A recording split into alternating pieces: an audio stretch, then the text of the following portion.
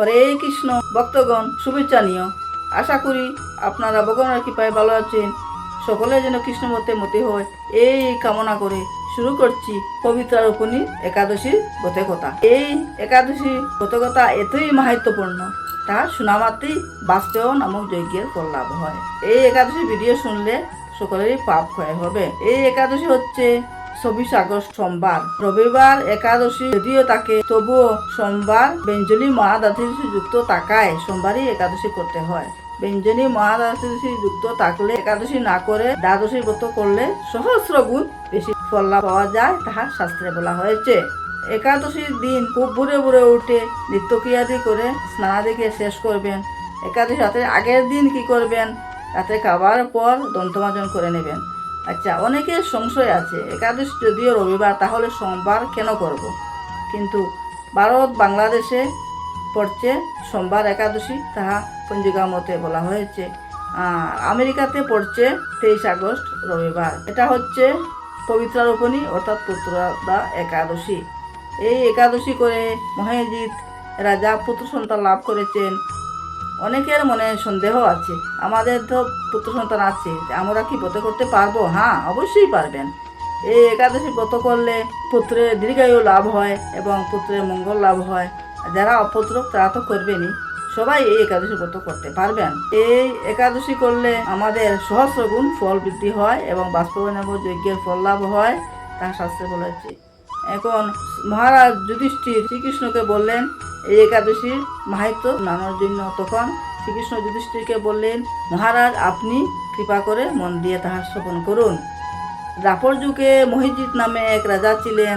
তিনি ছিলেন খুব ধর্মিষ্ঠ এবং সত্যবাদী, কিন্তু তিনি এক দুঃখ ছিল, তিনি ছিলেন অপুত্র। অনেক বছর অতিক্রান্ত হয়ে গেল, কিন্তু তবুও তিনি পুত্র সন্তানে পাননি। এই চিন্তা করতে করতে তিনি একদম দুর্বল হয়ে পড়লেন। তিনি প্রজাদের পুত্রের মতো আদর করতেন এবং রাজ্য শাসন করতেন সুন্দর মতো, কিন্তু তবুও তিনি পুত্র সন্তান পাননি। একদিন প্রজাদের ডেকে বললেন, প্রজাবৃন্দ, ব্রাহ্মণগণ, আপনারা একটি উপায় বের করুন যাতে আমি পুত্র সন্তান পাই। তখন রাজার এই কাতরা উক্তি শুনে তারা গভীর জঙ্গলে ব্রাহ্মণ সহ প্রজাগণ চলে গেলেন মুনির আশ্রমে। ত্রিকালজ্ঞ মুনির আশ্রমে গেলেন, সেখানে দেখলেন লোমশ মুনি ধ্যান করছেন। ব্রহ্মার 1000 বৎসর হলে মুনির একটি লোম ক্ষয় হয়, তাই তার নাম লোমশ মুনি। লোমশ মুনিকে দেখে প্রজাগণ মুনিকে চরণ বন্দনা করলেন এবং মুনির প্রশংসা করলেন। তারপর মুনির ধ্যান শেষ হওয়ার পর প্রজাদের বললেন, আপনারা কেনই আমাকে এত প্রশংসা করছো? আপনারা কি জন্য এসেছেন? কৃপা করে বলুন। তখন প্রজাগণ মুনিকে রাজার অপুত্রকের কথা বৃত্তান্ত সব বললেন। তখন মুনি একটু ধ্যানস্থ হলেন। লোমশ মুনি ধ্যানস্থ হওয়ার পর তিনি দেখলেন পূর্বজন্মে রাজা ছিলেন এক বৈশ্য। তিনি এক গ্রাম থেকে আরেক গ্রামে যাতায়াত করতেন নিজের ব্যবসার জন্য। একদিন তিনি খুব তৃষ্ণার্ত হলেন, জলাশয়ে খুঁজাচ্ছেন কোথায় জল পাই। হঠাৎ যেতে যেতে দেখলেন একটি জলাশয়। তিনি একটি পাপ কাজ করেছিলেন। জলাশয়ে দেখলেন একটি গাভী এবং তার বাছুর জলপান করছে। তিনি কি করলেন? তাদের তাড়িয়ে দিয়ে জলপান করলেন। এই হলো তার পাপ। এই পাপ কার্যের জন্য তিনি এই জন্মে কোনো পুত্র সন্তান পাননি। এটি বললেন লোমশ মুনি প্রজাদেরকে। তখন প্রজাগণ লোমশ মুনিকে প্রার্থনা করে বললেন, আপনি কৃপা করুন, কিভাবে তিনি রাজা এই পাপ থেকে মুক্তি পান। আমরা শুনেছি ধর্মের দ্বারা পাপ ক্ষয় হয়, রাজা কিভাবে পাপ ক্ষয় হবে তা আপনি বলুন। তখন মুনি বললেন, শ্রাবণ মাসে শুক্লপক্ষের পবিত্রারোপণী একাদশী ব্রত করলে তিনি পুত্র সন্তান লাভ করবেন, তাই এই একাদশীর নাম হচ্ছে পুত্রদা একাদশী। রাজাকে সব বৃত্তান্ত বলবেন। তখন রাজা এক মনে এই ব্রত পালন করলেন এবং রাত্রি জাগরণ করলেন, তিনি পুত্র সন্তান পাবেন। মুনিকে চরণ বন্দনা করে প্রজাগণ আসলেন, ফিরে আসলেন এবং রাজাকে সব বৃত্তান্ত বললেন। তখন রাজা এবং প্রজাগণ সহ সকলে মিলে এই পবিত্রারোপণী তথা পুত্রদা একাদশী ব্রত পালন করলেন এবং সব প্রজাগণই ব্রতের পুণ্যফল রাজাকে দিলেন। সেই পুণ্য প্রভাবে রাজ মহর্ষি গর্ভবতী হলেন এবং যথাসময়ে একটি সুসন্তান সুঠাম সুন্দর একটি বলিষ্ঠ পুত্র সন্তান লাভ করলেন।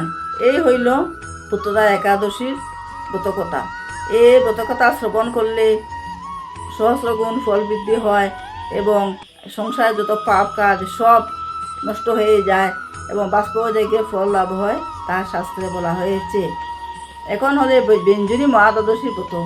এই একাদশী ব্রত তো ঠিক আছে, এর মানে ব্যঞ্জনী মহাদ্বাদশী একাদশী যে পুণ্য তাহার সহস্রগুণ বেশি পুণ্য হয় এই ব্যঞ্জনী মহাদ্বাদশী ব্রত করলে। বছরে 8টি মহাদ্বাদশী আছে, তার মধ্যে একটি হচ্ছে ব্যঞ্জনী মহাদ্বাদশী। এই ব্রত নির্দিষ্ট সময়ে পালন করবেন এবং সকলে মিলিয়ে ব্রতকথা শ্রবণ করবেন এবং নির্দিষ্ট সময়ে পরের দিন মানে মঙ্গলবার খুব ভোরে 5:53 মধ্যেই পঞ্চরবিশেষ যে কোনো একটি ভগবানকে শস্য ভগবানকে নিবেদন করে প্রসাদ টাইমের ভিতরে মানে পালন করবেন। পালনের সময় হরে কৃষ্ণ মহামন্ত্র অথবা পালনের মন্ত্র জপ করে করে পালন করবেন। এই হইল একাদশী মাহাত্ম্য। আচ্ছা, এই মাহাত্ম্য শুনে যদি কারো উপকার হয় তাহলে একটি লাইক করবেন এবং চ্যানেলকে সাবস্ক্রাইব করবেন, যাতে পরবর্তী ভিডিও যখন আমি আপলোড করব তখন আপনারা সবার প্রথমেই পাবেন। হরে কৃষ্ণ।